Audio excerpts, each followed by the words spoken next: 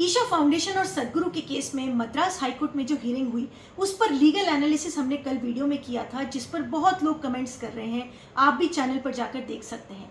लेकिन उसी मद्रास हाईकोर्ट की हियरिंग में एक और प्रॉब्लमेटिक इशू है जिस पर आज हम बात करेंगे। मद्रास हाईकोर्ट में जब हियरिंग हो रही थी उस समय दोनों वुमेन मॉन्क्स वहां पे फिजिकली प्रेजेंट थे। उस समय मद्रास हाईकोर्ट ने ये कोट किया, उन्होंने कमेंट किया कि आप क्लेम करते हैं कि आप स्पिरिचुअल पाथ पर हैं, लेकिन हम देख रहे हैं कि आपके अंदर आपके पेरेंट्स के प्रति बहुत हेट है, आप उनको रिस्पेक्टफुली ट्रीट नहीं कर रहे हैं। आपकी लैंग्वेज से लग रहा है कि आपके अंदर रिस्पेक्ट नहीं है अपने पेरेंट्स के लिए। ऐसा मद्रास हाईकोर्ट ने उस समय कमेंट्स किए। यहाँ पर बहुत ही इंपॉर्टेंट कुछ विषय अराइज होते हैं। नंबर 1, क्या मद्रास हाईकोर्ट का यहाँ पर यह कहना है कि जो बच्चे संन्यास नहीं लिए हैं या जो बच्चे धार्मिक नहीं हैं, स्पिरिचुअल नहीं हैं, क्या वो सारे बच्चे अपने पेरेंट्स को रिस्पेक्ट करते हैं? मुझे तो लगता है कि ओल्ड एज में पेरेंट्स को वृद्धाश्रम भेजने वाले जो बच्चे हैं वो कहीं ना कहीं धार्मिक नहीं हैं, कहीं ना कहीं स्पिरिचुअल नहीं हैं, बल्कि वो सांसारिक लोगों के बच्चे अपने पेरेंट्स को बुढ़ापे में वृद्धाश्रम भेज देते हैं, अपने घर से निकाल देते हैं। लेकिन मैंने कभी आज तक नहीं सुना कि किसी सन्यासी ने अपने पेरेंट्स को घर से निकाला हो और वृद्धाश्रम में भेजा हो। अब तक मैंने तो नहीं सुना। आपने सुना हो तो जरूर कमेंट में आप बताना। रिस्पेक्ट का सवाल है तो जो लोग धार्मिक नहीं हैं वो अपने पेरेंट्स को कितना रिस्पेक्ट करते हैं, वो क्या मद्रास हाईकोर्ट के जजेस को नहीं पता? जो लोग अपने घर से अपने बूढ़े माँ बाप को निकाल देते हैं, वृद्धाश्रम में भेज देते हैं, क्या वो रिस्पेक्ट सही है मद्रास हाईकोर्ट की नज़र में? ये दो सन्यासीज अगर अपने पेरेंट्स से ठीक से बात नहीं कर रहे हैं, लेकिन कम से कम घर से निकाला तो नहीं उन्होंने, कम से कम उन्होंने अपने पेरेंट्स को वृद्धाश्रम तो नहीं भेजा है।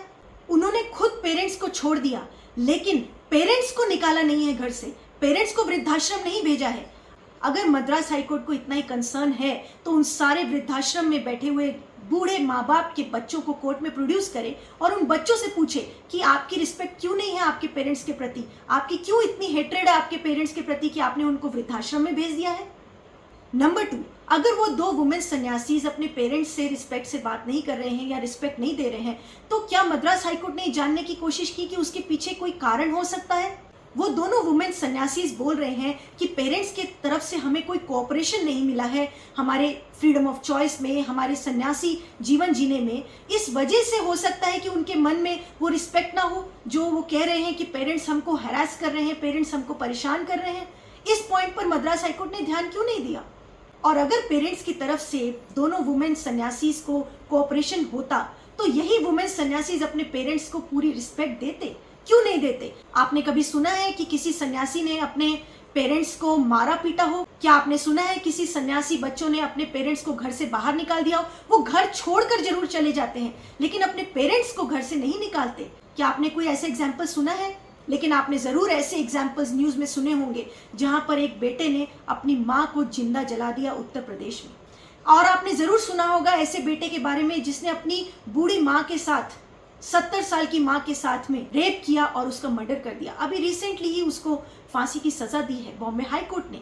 और अभी रिसेंट में ही आपने एक और न्यूज सुनी होगी जिसमें दो बेटों ने अपनी माँ के साथ मिलकर अपने फादर को मार डाला और उसके बाद से अपने घर के ही आंगन में उसको गाड़ दिया। 30 साल बाद जाके तीसरे छोटे बेटे को इस बारे में पता चला तो उसने पुलिस को कंप्लेंट किया और पुलिस ने जब जाके देखा तो कंकाल मिले। 30 साल पहले का मर्डर केस खुला। लेकिन कभी आपने कोई ऐसा केस सुना है जिसमें किसी सन्यासी ने अपने पेरेंट्स को मार के गाड़ दिया हो, किसी सन्यासी ने अपनी माँ के साथ में रेप किया हो, किसी सन्यासी ने अपने पेरेंट्स को घर से निकाल दिया हो, किसी सन्यासी ने अपने पेरेंट्स को मारा हो बुरी तरह से? मद्रास हाईकोर्ट को सन्यास से क्यों प्रॉब्लम है, धर्म से क्यों प्रॉब्लम है, स्पिरिचुअलिटी से क्यों प्रॉब्लम है?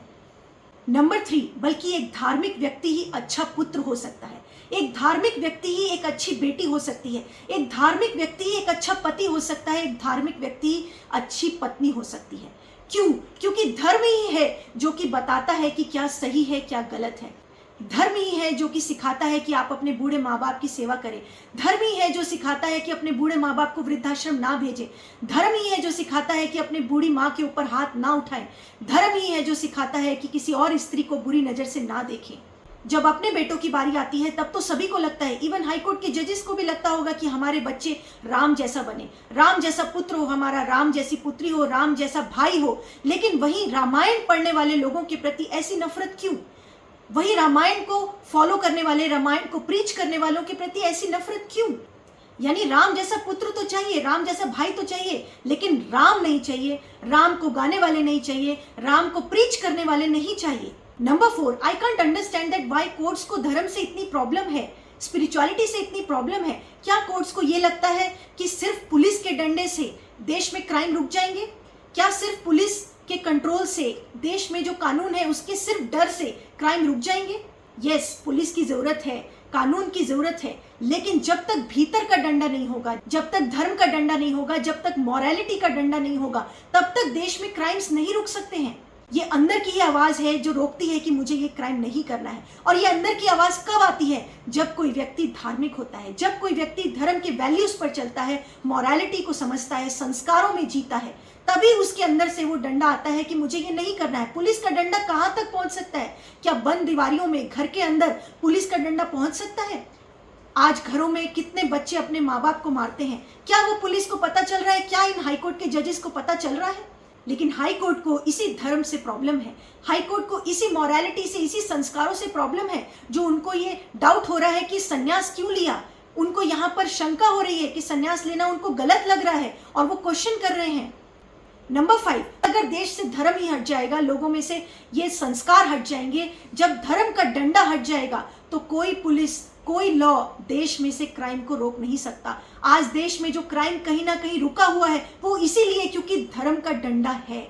हाँ, पुलिस का डंडा वहां तक ठीक है जहां पर लोग बिल्कुल ही धर्म को फॉलो नहीं करते, उनके लिए पुलिस की जरूरत है, उनके लिए कोर्ट्स और लॉ की जरूरत है। लेकिन धर्म का डंडा अगर खत्म हो गया तो बिल्कुल ही देश में अनार्की आ जाएगी, कहीं कोई रिश्ते नहीं बचेंगे। आज आप देख रहे हो कि सगा बाप अपने बच्ची के साथ में रेप कर रहा है, सगा बेटा अपनी बूढ़ी माँ के साथ तक रेप कर रहा है। तो ये क्यों हो रहा है? बिकॉज कहीं ना कहीं धर्म की हानि हुई है, कहीं ना कहीं संस्कारों की कमी हुई है। और जहां पर कोई संस्कार सीख रहा है, कोई धर्म को फॉलो कर रहा है, स्पिरिचुअल पाथ पर जा रहा है, सन्यासी बन रहा है, तो वहां पे कोर्ट्स को प्रॉब्लम अराइज हो रही है।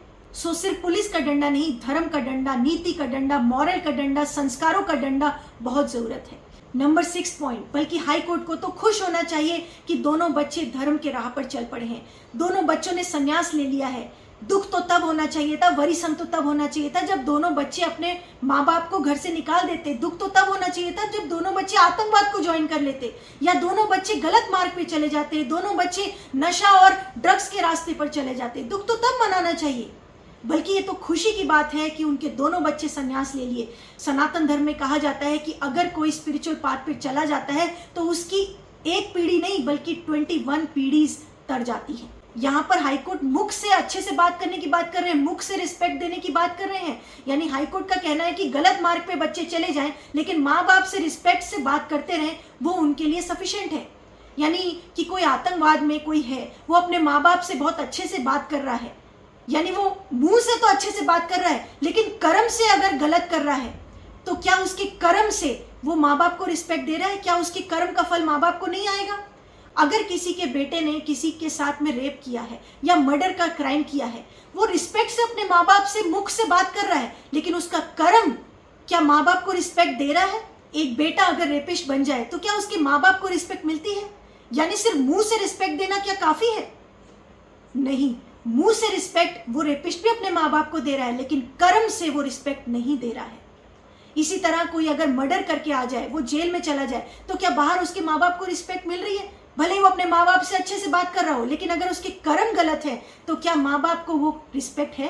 तो रिस्पेक्ट रियल सेंस में कर्म से होती है। और यहाँ पे दोनों वुमेन मॉन्क्स ने जो कर्म किया है, उस कर्म से इन माँ बाप की जो रिस्पेक्ट है, वो सिर्फ इसी लोक में नहीं बल्कि उनके आगे परलोक में भी उनके काम आएगी, बल्कि उनके 21 पीढ़ियों के लिए काम आएगी। सो बल्कि खुशी मनानी चाहिए कि उनकी दोनों बेटियों ने संन्यास के मार्ग को चुना है, एक अच्छे मार्ग को चुना है, धर्म के मार्ग को चुना है। उस मार्ग को नहीं चुना जिस मार्ग को चुनने के बाद से माँ बाप का सिर शर्म से झुक जाता हो, बल्कि सिर उठ जाता है रिस्पेक्ट से। हाँ, फील्ड अलग हो सकती है, यही माँ बाप अगर उनके फील्ड में जाएं जहाँ पर आध्यात्मिक लोग हैं, जहाँ पर सनातनी लोग हैं, वो लोग इन्हीं पेरेंट्स को रिस्पेक्ट की नज़र से देखेंगे कि आपकी दोनों बेटियों ने संन्यास ले लिया।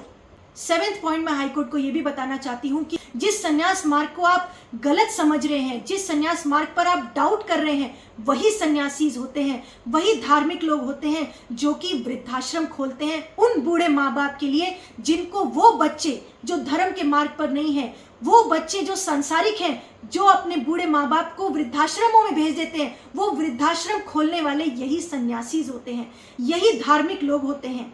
इनको देखिए, इनका नाम है अनिरुद्धाचार्य महाराज। ये एक संत हैं और इन्होंने वृंदावन में एक वृद्धाश्रम बनाया है जहां पर ये कहते हैं कि 200 से 250 वृद्ध माताओं की ये सेवा करते हैं अपनी माँ समझ के।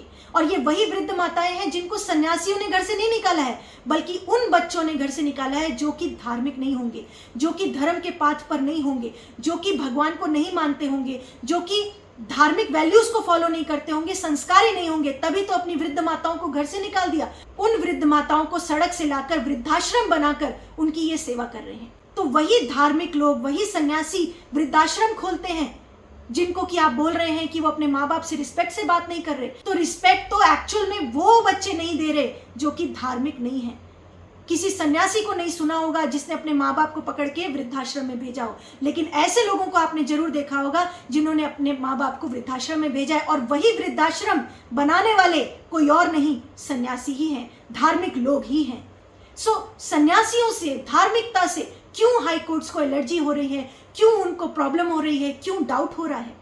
नंबर 8 पॉइंट, कुछ महीने पहले की बात है, हमने अपने चैनल पर एक वीडियो रिलीज की थी जो कि एक पंजाब का केस एक सब्सक्राइबर ने हमें भेजा था, जिसमें कि एक वकील पुत्र जो कि पढ़ा लिखा वकील है, वो अपनी बूढ़ी माँ को बुरी तरह से पीट रहा था और अपनी पत्नी के साथ मिलके और इनफैक्ट अपने माइनर सन के साथ मिलके, यानी अपने सगे पोते से, सगे बेटे से एक बूढ़ी माँ बंद दीवारी में, 4 दीवारी में मार खा रही थी। उस पर हमने एक वीडियो रिलीज किया था और हमने ये पॉइंट रेस किया था कि इस वकील पुत्र को तो सारे कानून पता है, सारे लॉ पता है, लेकिन फिर भी उस वकील पुत्र का हाथ क्यों नहीं रुका अपने माँ के ऊपर हाथ उठाने से पहले?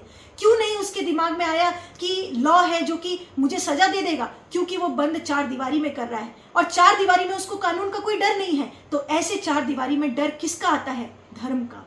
तब धर्म, नीति, मोरालिटी और संस्कार ही है जो कि एक व्यक्ति को रोक सकते हैं अपने माँ बाप पर हाथ उठाने से या कोई भी क्राइम करने से।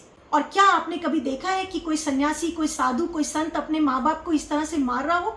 आप वो वीडियो देखिए। वो वीडियो हम फिर से यहाँ पर रिलीज करते हैं so that you can see कि सन्यासी या साधु अपने माँ बाप को नहीं मार रहे हैं, अपने माँ बाप की डिसरिस्पेक्ट नहीं कर रहे हैं, बल्कि एक सांसारिक व्यक्ति जो कि धर्म से दूर हो चुका है, संस्कारों से दूर हो चुका है, वो अपनी बूढ़ी माँ को किस तरह से मार रहा है।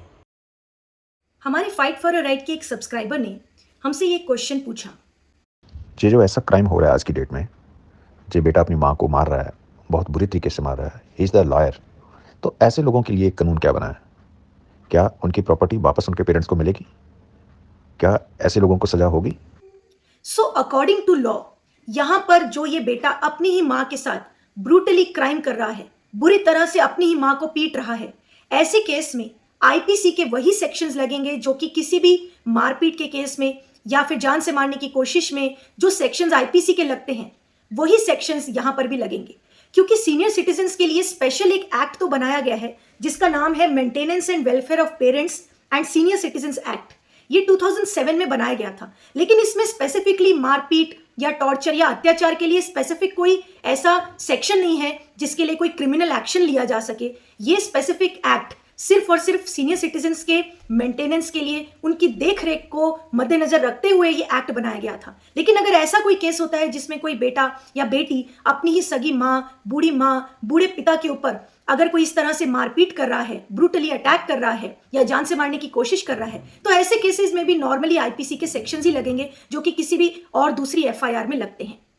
और दूसरा सवाल जो यहाँ पर सब्सक्राइबर ने पूछा है कि क्या जो प्रॉपर्टी बच्चों के नाम माँ बाप कर देते हैं, ऐसे केस में अगर कोई बच्चे अपने ही बूढ़े माँ बाप को इस तरह से मारते हैं, परेशान करते हैं, उनकी देखरेख नहीं करते हैं, तो क्या ऐसे में बच्चों से प्रॉपर्टी वापस ली जा सकती है? तो हाँ, जो अभी मैंने आपको एक्ट बताया, maintenance and welfare of parents and senior citizens act 2007, इसमें सेक्शन 23 ये कहता है कि अगर कोई माँ बाप ने अपने बच्चों के नाम कोई प्रॉपर्टी ट्रांसफर की है और वो इस कंडीशन पर करी है कि बच्चे माँ बाप की देखरेख करेंगे, उनका वेलफेयर का ख्याल रखेंगे, उनकी बेसिक एम्यूनिटीज और बेसिक फिजिकल नीड्स का ख्याल रखेंगे, और अगर बच्चों ने वो चीज़ नहीं करी तो वो जो ट्रांसफर ऑफ प्रॉपर्टी हुई है पेरेंट्स के द्वारा बच्चों पर, वो प्रॉपर्टी का ट्रांसफर वॉइड डिक्लेयर कराया जा सकता है। ये सेक्शन में लिखा है।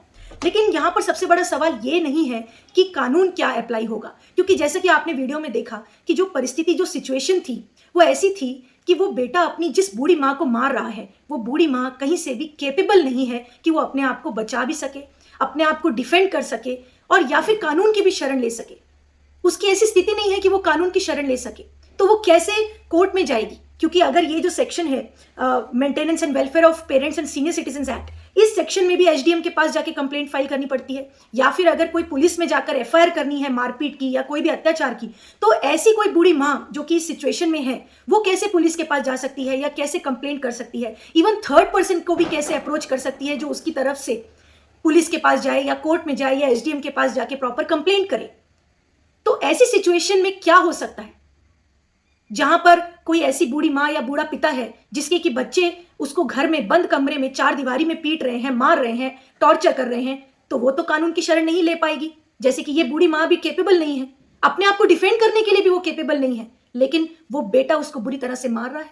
तो यहां पर सबसे बड़ा सवाल ये उठता है कि कानून कहां कहां पहुंच सकता है? कानून तो तब पहुंचता है जैसे कि अभी इस केस में सीसीटीवी रिकॉर्ड हो गया, क्योंकि इस केस में जो बेटी थी माँ की, उसने अपनी माँ को बचाने के लिए जो है कदम उठाया और एक एनजीओ को अप्रोच किया और एनजीओ ने जाकर रेस्क्यू कर लिया। लेकिन ऐसी कितनी सिचुएशंस होंगी, ऐसे कितने घर होंगे जहां पर कोई बूढ़े माँ बाप इस तरह से अपने ऐसे कलयुगी बेटे बेटियों के द्वारा पीटे जा रहे होंगे, मार खा रहे होंगे, अत्याचार सह रहे होंगे, लेकिन वो कैसे कानून की शरण ले पाएंगे या अपने आप को डिफेंड कर पाएंगे? तो सबसे बड़ा सवाल तो ये है कि इस बेटे को क्यों नहीं समझ में आ रहा है कि अपनी ही सगी माँ को, जिस माँ ने तुमको जन्म दिया, उसको तुम इतना मार रहे हो बुरी तरह से। उस बेटे को क्यों नहीं समझ में आ रहा है कि मैं अपनी माँ को जिस तरह से मार रहा हूं, मेरा खुद का बेटा भी मुझे देख रहा है और कल को वही बेटा मुझे मारेगा तो, मेरी पत्नी को मारेगा तो? ऐसी सिचुएशन मेरे साथ अगर आई कि मैं बेड रिडन हो जाऊंगा और मेरा बेटा मेरी सेवा करने की बजाय उल्टा ही मुझे मारेगा, तो क्यों नहीं वो बेटा ये बात सोच रहा है? क्यों नहीं उसको ये समझ आ रहा है कि मैं गलत कर रहा हूं? क्यों नहीं उसको अपनी माँ पर हाथ उठाते हुए, बेरहमी से पीटते हुए, क्यों नहीं उसकी अंतरात्मा उसको रोकती है? क्यों नहीं उसके मन में आता है कि मैं ये गलत कर रहा हूं? आज समाज में सबसे बड़ी इस चीज की रिक्वायरमेंट है कि लॉ तो बना हुआ है, ठीक है, लेकिन कई बार लोग बंद दीवारी में जब क्राइम करते हैं तो उनको लगता है यहां पर तो कानून की नजर नहीं है, लेकिन वो भूल जाते हैं कि हम जो ये कर्म भले ही बंद दीवारी में कर रहे हैं, भले ही कानून की नजरों में हम नहीं आ पा रहे हैं, भले ही हमें कोई तीसरा व्यक्ति नहीं देख पा रहा है जो हमें दंड दिला देगा, लेकिन आपके कर्म, आपके जो कहते हैं ना कर्माज, वो पीछा नहीं छोड़ते हैं। आपके कर्म आपका कभी पीछा नहीं छोड़ेंगे। आज आप जो कर्म कर रहे हो उसका फल आगे चल के आपको कभी ना कभी जरूर मिलेगा, बिकॉज ये कर्म की साइकिल है। क्यों नहीं उसके अंदर मनुष्यता जाग रही? क्यों नहीं उसका हाथ उठते समय उसको लग रहा कि ये मेरी माँ है, मैं इसको कैसे मार सकता हूं? क्यों मनुष्यता पशुता में बदलती जा रही है? क्योंकि वो भूल गया है कि सही क्या है, गलत क्या है। क्योंकि उसको ये भान ही नहीं है, भूलना तो दूर की बात, उसको भान ही नहीं है कि सही क्या है, गलत क्या है। आजकल हमारी संगति ऐसी हो गई है कि कोई बताने वाला ही नहीं है कि अच्छा क्या है, बुरा क्या है। संगति ऐसी हो गई है कि हम बड़ी बड़ी पार्टीज में जाना पसंद करते हैं, ऐसे लोगों के बीच में जाना पसंद करते हैं जहां पर जो है सिर्फ सांसारिक बातें हों, जहां पर सिर्फ शराब पी जाए, जहां पर मांस मटन खाया जाए। तो बुद्धि भी वैसे ही बनती जा रही है सबकी। इसीलिए बहुत जरूरी है कि हमारी संगत अच्छी हो ताकि हमारी मनुष्यता बनी रहे, हम मनुष्य से पशुता की तरफ ना जाए। ये बहुत जरूरी है। आज आप अपने माँ बाप को पीट रहे हो इस तरह से, कल को आपके बच्चे आपके साथ ऐसा करेंगे। धीरे धीरे जब मनुष्यता खत्म हो जाएगी, सबके अंदर पशुता ही आने लग जाएगी, तो सब एक दूसरे को मार के खाने लग जाएंगे। लेकिन ये कैसे रुक सकता है? इसके लिए जरूरत है कि हम अपनी संगत को ठीक करें। हम किसके साथ रहते हैं, किसके साथ बैठते हैं, किसके साथ उठते हैं, किसके साथ बात करते हैं, किसके साथ मीटिंग्स करते हैं, किन के साथ फ्रेंडशिप रखते हैं, ये बहुत मायने करता है कि हमारे कर्म कैसे होंगे, हमारी सोच कैसी होगी। और कभी कोई गलत कर्म करते हुए हमें जो है अंदर से आवाज आएगी कि हमें ये नहीं करना है, ये तभी इन बातों पे डिपेंड करेगा कि हमारी संगत कैसी है। तो इसीलिए हमें ऐसी संगत में रहना चाहिए, ऐसी कंपनी में रहना चाहिए जहां से हमें ये पता चलता रहे कि क्या सही है, क्या गलत है, और सही करने का क्या परिणाम होता है, गलत करने का क्या परिणाम होता है। ऐसी संगत, चाहे वो हम ग्रंथों की संगत लें, चाहे हम रामचरितमानस की संगत लें, भगवत गीता की संगत लें, ऐसे ग्रंथों की संगत लें जो कि हमें बताते हैं कि what is right and what is wrong. या फिर हम ऐसे लोगों की कंपनी में रहें, ऐसे लोगों की कंपनी में जो कि अच्छे मार्ग पर चल रहे हैं, जो कि सन्मार्ग पर चल रहे हैं, जो कि गलत और सही के बीच में फर्क जानते हैं। या फिर हम ऐसी संस्थाओं से जुड़े जहां पर सही और गलत के बीच में पहचान कराई जाती है।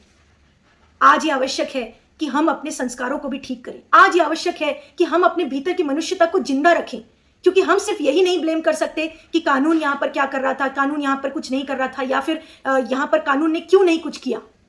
कानून बंद दीवारों में नहीं पहुंच सकता है। हर घर में कहीं ना कहीं अगर कोई बूढ़े माँ बाप को बच्चे इस तरह से बेरहमी से मार रहे हैं और वो अगर अपने आप को डिफेंड नहीं कर पा रहे हैं, वो अगर पुलिस में नहीं जा पा रहे, कोर्ट में नहीं जा पा रहे हैं, तो यहाँ पर गलती उस बेटे की, उस बेटी की है जो कि इस बात का फायदा उठाकर मनुष्यता को छोड़कर पशुता की तरफ चलते जा रहे हैं। इसीलिए जरूरत है कि हम अपनी संगति को ठीक करें, हम अपने कंपनी को ठीक करें।